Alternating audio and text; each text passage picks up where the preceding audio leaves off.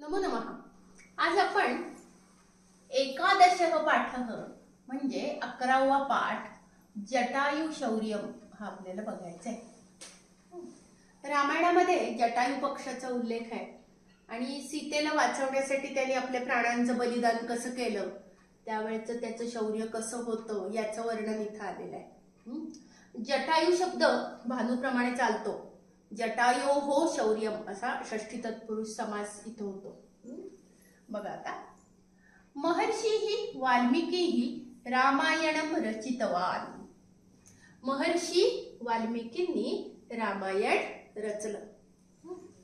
रामायणे सप्त कांडानी संती। कांड म्हणजे आपण भाग धरू। रामायणामध्ये 7 कांड आहेत। ती कोणती कोणती कांड आहेत ती पुढे बघा। बालकांडम, अयोध्याकांडम, अरण्यकांडम, किष्किंधा कांडम, सुंदर कांडम, युद्ध कांडम आणि उत्तर कांडम असे ही 7 कांड आहेत। आणि मग प्रत्येक कांडांमध्ये वेगवेगळं वर्णन आहे। आता बघा, 24 सहस्त्रम म्हणजे 24,000 श्लोकेषु संपूर्ण रामायणम रचितम अस्ति। 24,000 श्लोकांमध्ये संपूर्ण रामायण रचलेलं आहे। म्हणजे संपूर्ण रामायणामध्ये 24,000 श्लोक आहेत। रामायणे निसर्ग चित्रणम पशुपक्षीणाम चित्रणम अपि अस्ति। रामायणामध्ये नेहमी विभक्तीनुसार अर्थ करत जायचं। सप्तमी आली की वर किंवा मध्ये हा अर्थ।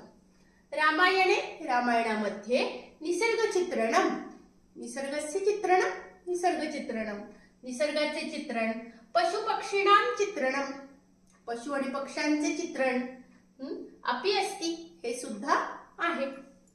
रामायणस्य अरण्यकांडात आता बघा, चतुस्सप्ततिः किंवा 47व्या सर्गापासून 49व्या सर्गापर्यंत केचन श्लोकाः अत्र चिताः।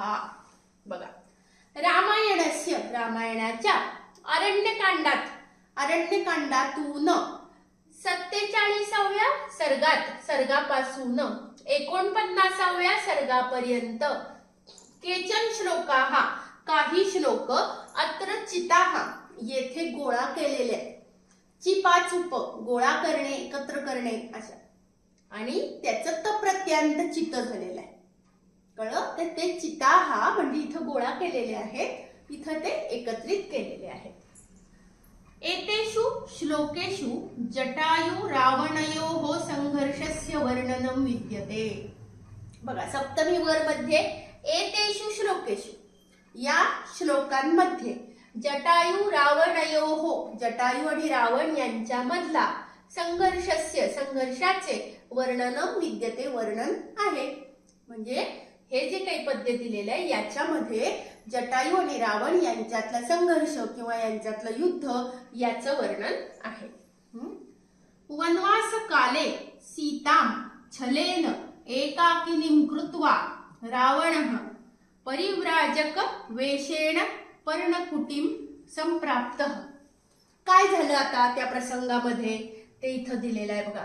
वनवास काले, वनवासाच्या काळामध्ये म्हणजे राम सीता लक्ष्मण जेव्हा वनवासामध्ये राहत होते त्या वनवासाच्या काळामध्ये सीतेला छलेन कपटाने, छल म्हणजे कपट, कपटाने एकाकिनीं कृत्वा एकटी करून किंवा एकटी गाठून मराठीत आपण म्हणतो, रावणः परिव्राजक वेषेण रावण संन्यासाच्या वेशामध्ये पर्णकुटीं संप्राप्तः पर्णकुटीमध्ये आला किंवा पर्णकुटीच्या जवळ आला।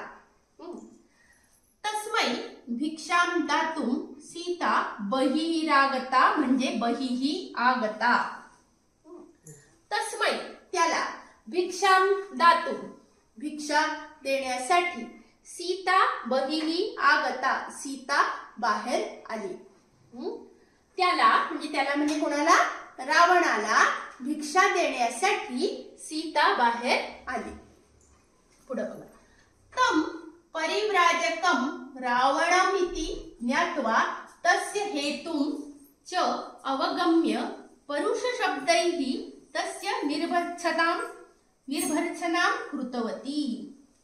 तम त्याला, तम परिव्राजकम म्हणजे त्या संन्याशाला, रावणम इति ज्ञात्वा रावण आहे असे समजून किंवा असे जाणून किंवा असे जाणल्यावर, तस्य हेतुं च अवगम्य आणि त्याचा हेतू जाणून, म्हणजे त्याचा हेतू काय हा इथे कशासाठी आलाय हे समजल्यावर, परुष शब्दैही कडक शब्दामध्ये, तस्य त्याची म्हणजे त्या रावणाची निर्भर्त्सनां कृतवती, तिनं काय केलेलं आहे, निर्भर्त्सना केलेली आहे, म्हणजे त्याची निंदा केलेली कडक शब्दामध्ये तिनं. म्हणजे जेव्हा तिला तो संन्यासाच्या वेशामध्ये आलेला आहे पर्णकुटीमध्ये आणि त्याला भिक्षा देण्यासाठी भिक्षामदातून सीता बहिः आगता, सीता बाहेर आली. बाहेर आल्यानंतर तम परिव्राजकम त्या संन्याशाला रावणम इति ज्ञात्वा रावण आहे असे समजल्यावर किंवा असे जाणून, म्हणजे बाहेर आल्यावर तिला समजलं की याचा हेतू चांगला नाहीये, हा रावण आहे. तस्य हेतू च अवगम्य आणि त्याचा हेतू समजून किंवा समजल्यावर, परुष शब्दैही कडक शब्दामध्ये, तस्य निर्भर्त्सनां कृतवती त्याची निंदा केली तिनं. तथापि बलेन रावणः ताम अपहर्तुं प्रायतत. तथापि तरी सुद्धा बलेन बळजबरीने, रावणः ताम अपहर्तुं प्रायतत रावणाने तिला पळविण्याचा प्रयत्न केला. ततः अग्रे त्यानंतर पुढे, म्हणजे ह्या गोष्टी घडलेल्या आहेत आणि मग त्याच्यानंतर पुढं काय झालं ते या पद्यामध्ये आहे. म्हणून ही थोडीशी या पद्याची जी आहे ती पार्श्वभूमी इथं दिलेली आहे त्यांनी. आणि मग आता बघा इथे हे पद्य आपलं सुरू झालेलं आहे. सा गृहीता अतिचुक्रोश रावणेन यशस्विनी राम इति सीता दुःखार्ता रामे दूरगते वने. रामे दूरगते वने, वने वनामध्ये, रामे दूरगते राम दूर गेलेला असताना. काय झालेलं आहे वनामध्ये, राम दूर गेलेला असताना. बघा रावणेन, रावणाने काय आहे पुढं, गृहीता म्हणजे पकडलेली, रावणाने पकडलेली, गृहीता दुःखार्ता दुःखाने व्याकुळ झालेली, यशस्विनी कीर्तिमती अशी कोण आहे, अशी सीता. अशा सीतेनं काय केलेलं आहे, अशी सा सीता, अशी ती सीता राम इति अतिचुक्रोश राम राम असा आक्रोश करू लागली. अशी ही सीतेची इथं विशेषणं झालेली आहेत. तर बघा पुढं, सा तदा करुणा वाचो म्हणजे वाचः इथे संधी आहे, विलपंती सुदुःखिता वनस्पती गतम गृध्रम तदर्श संधी आहे, आयतलोचना. तदा तेव्हा, तेव्हा म्हणजे केव्हा, जेव्हा ती आक्रोश करू लागलेली आहे राम राम असा, तेव्हा.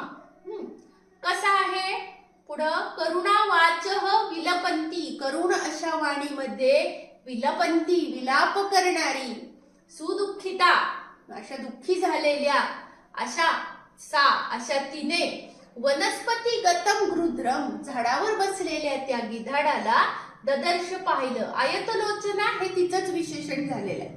म्हणजे तिची विशेषण आपण एकत्र केली तर कसं होईल, तदा बघा करुणा वाचः विलपंती करुण अशा वाणीने विलाप करणारी, आयतलोचना विशाल नेत्र असलेली, सुदुःखिता अत्यंत दुःखी असलेली अशा सी असा सा अशा तिने काय वनस्पती गतम गृध्रम ददर्श झाडावर बसलेल्या गिधाडाला पाहिले.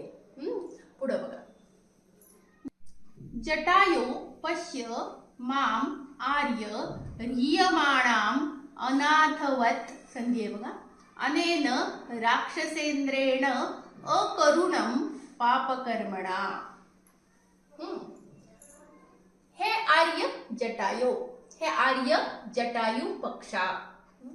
अनेन पाप कर्मणा राक्षसेंद्रेण, या पापकृत्य करणाऱ्या अशा राक्षसांच्या राजाकडून अकरुणम म्हणजे निर्दयीपणाने, अनाथवत म्हणजे मला कुणी वाली नसल्याप्रमाणे, रियमाणाम म्हणजे पळवल्या जाणाऱ्या अशा मामपश्य अशा मला तू पहा. असा अर्थ इथं झालेला आहे बघा. म्हणजे तिनं काय केलंय, अशा मला म्हणजे काय आहे हे सगळं सांगितलंय आणि अशा स्थितीमध्ये असलेल्या अशा मला तू पहा असं ती जटायू पक्षाला म्हणते. आता पुढं काय झालं बघा. तम शब्दम संधी झाला बघा, मग हलंत निघाला. अवसुप्त तू, तम शब्दम अवसुप्त तू जटायु अथ, विसर्गाचा र झालेला आहे, जटायु अथ शुश्रुवे निरीक्षत रावणम क्षिप्रम वैदेहीम च ददर्श सह. आता बघा, सह म्हणजे त्याने, त्याने म्हणजे कोणी, त्या जटायू पक्षाने. तम शब्दम त्याने म्हणजे जटायू पक्षाने, इथं जटायू दिलंय बघा.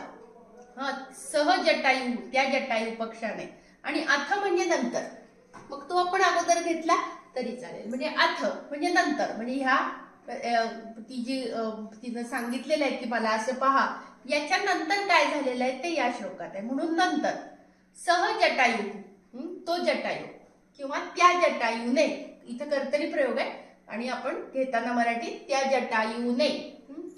तम शब्दम तो आवाज, अवसुप्त होतो म्हणजे झोपलेला असून सुद्धा, शुश्रुवे ऐकला, म्हणजे तिचा जो आवाज आहे तो झोपलेला असून सुद्धा त्यांनी ऐकला. आणि मग काय केलं त्याने, निरीक्षत रावणम क्षिप्रम, लगेच लगेच त्यांनी काय केलं, रावणम निरीक्षत, रावणाचं निरीक्षण केलं किंवा रावणाला पाहिलं, वैदेहीमच आणि सीतेला पाहिलं. म्हणजे त्यांनी लगेच रावणाला आणि सीतेला पाहिलं. पुढे काय झालं बघा. ततः पर्वतशृंगाभः तीक्ष्णतुंडः खगोत्तमः वनस्पतिगतः श्रीमान व्याजहार शुभां गिरम. ततः त्यानंतर, पर्वतशृंगाभः म्हणजे पर्वताच्या शिखराप्रमाणे दिसणारा, तीक्ष्णतुंडः तीक्ष्ण तोंड, तोंड म्हणजे पक्षाची चोच, तीक्ष्णतुंडः तीक्ष्ण अशी चोच असलेला, खगोत्तमः तो श्रेष्ठ असा पक्षी, त्याला श्रीमान म्हटलेले, म्हणजे त्याचंच विशेषण श्रीमान आहे. तो श्रीमान खगोत्तम, तो श्रीमान श्रेष्ठ असा पक्षी, कुठे असलेला, झाडावर असलेला, शुभाम गिरम म्हणजे कल्याणकारक अशा वाणी बोलला, म्हणजे व्याजहार बोलला.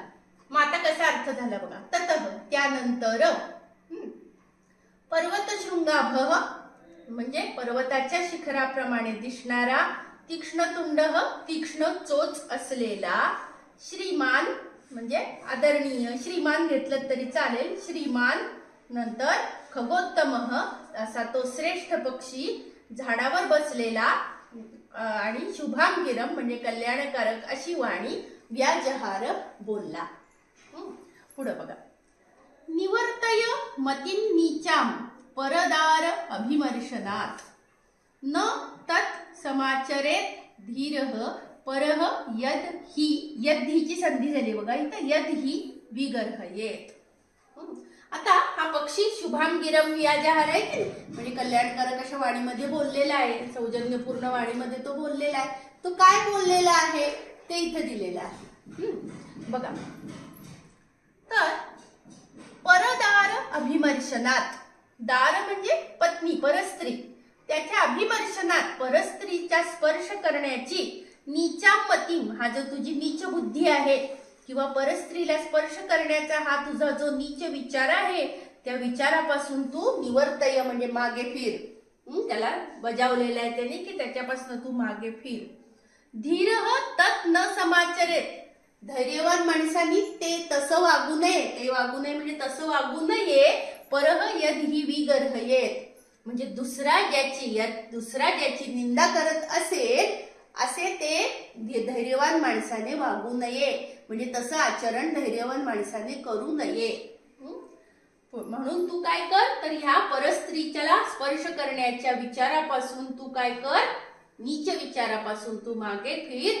परह यदि विगर्हये, दुसरा जर निंदा करत असेल तर काय आहे, धीरः तत् न समाचरेत, म्हणजे धैर्यवान माणसांनी ते वागू नये, म्हणजे तसं त्यांनी वागू नये, तसं त्यांनी आचरण करू नये. पुढे बघा. वृद्ध अहम त्वम युवा धन्वी सरथः कवची शरी तथा अपि, ई आणि अ मिळून य झालाय, तथा अपि आदाय वैदेहीम कुशली न गमिष्यसी.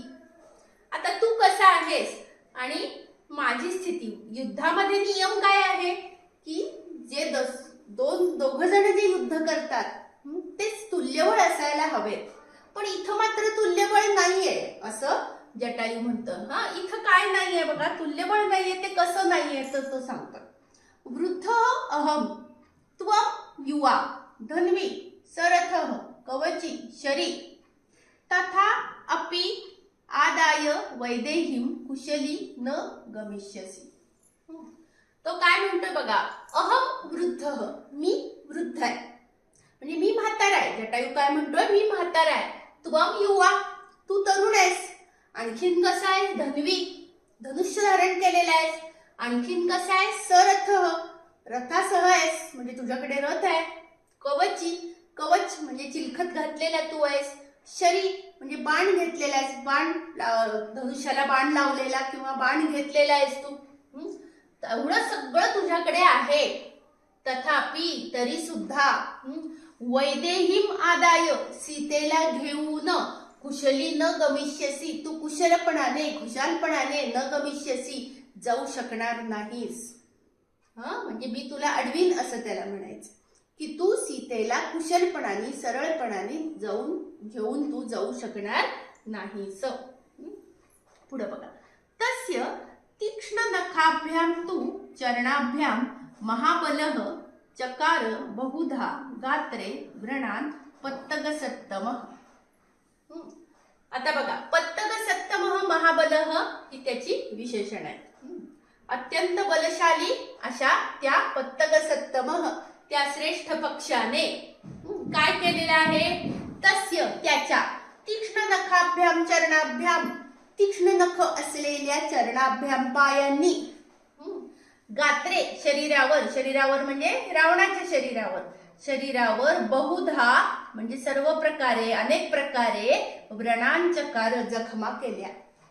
त्यांनी काय केलेलं आहे, तर त्या श्रेष्ठ महाबलशाली अशा त्या श्रेष्ठ पक्षाने त्याच्या तीक्ष्ण नखे असलेल्या पायांनी गात्रे शरीरावर बहुधा अनेक प्रकारे व्रणांचकार जखमा केल्या.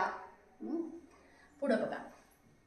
ततः अस्य सशरम चापम मुक्तामणि विभूषितम चरणाभ्याम महातेजाः, इथं विसर्गाचा लोप झालाय, महातेजाः बबंज पत्तगोत्तमः.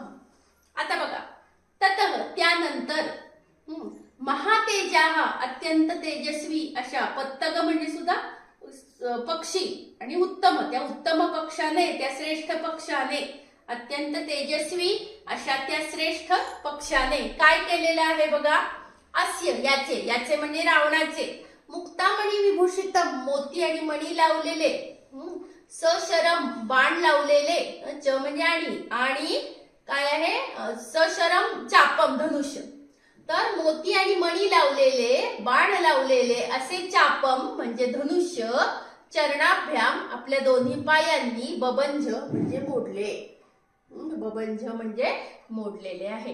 म्हणजे त्यांनी काय केलेलं आहे, तर मोती आणि मणी असं लावलेलं आणि शिवाय बाण लावलेलं असं ते धनुष्य आपल्या दोन पायांनी मोडलं.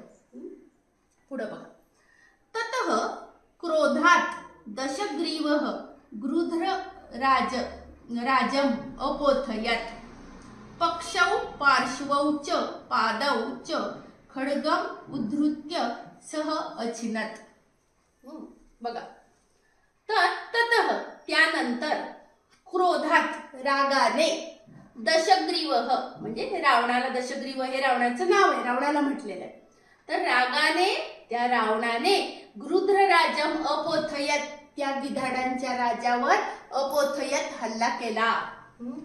त्यांनी काय केला? हल्ला केला म्हणजे काय केलं? खड्गम उद्धृत्य म्हणजे तलवार उपसून, तलवार उपसून त्यांनी काय केलं?